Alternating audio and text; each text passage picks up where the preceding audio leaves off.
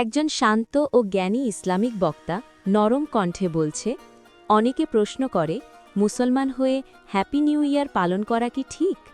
ইসলামে আমাদের জন্য আল্লাহ ও রসুল সাল্লাল্লাহু আলাইহি ওয়াসাল্লাম নির্ধারিত দুইটি ঈদ রয়েছে, ঈদুল ফিতর ও ঈদুল আজহা। নবী সাল্লাল্লাহু আলাইহি ওয়াসাল্লাম বলেছেন, যে ব্যক্তি কোনো কওমের সাদৃশ্য অবলম্বন করে সে তাদের অন্তর্ভুক্ত। আবু দাউদ। ইংরেজি নববর্ষ অমুসলিম সংস্কৃতি থেকে এসেছে।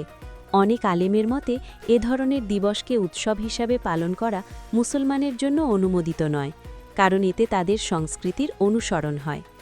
ইসলাম আমাদের শেখায় প্রতিদিন ভালো কাজ করে নতুন শুরু করতে, তওবা করতে, নামাজ পড়তে, আল্লাহর কাছে ফিরে যেতে। নতুন বছর নয়, বরং প্রতিটি দিনই একজন মুসলমানের জন্য নতুন সুযোগ। আসুন মানুষকে ভয় না পেয়ে কিন্তু আল্লাহকে ভয় করে জীবন গড়ি। আল্লাহ আমাদের সবাইকে সঠিক বুঝ দান করুন। আমিন।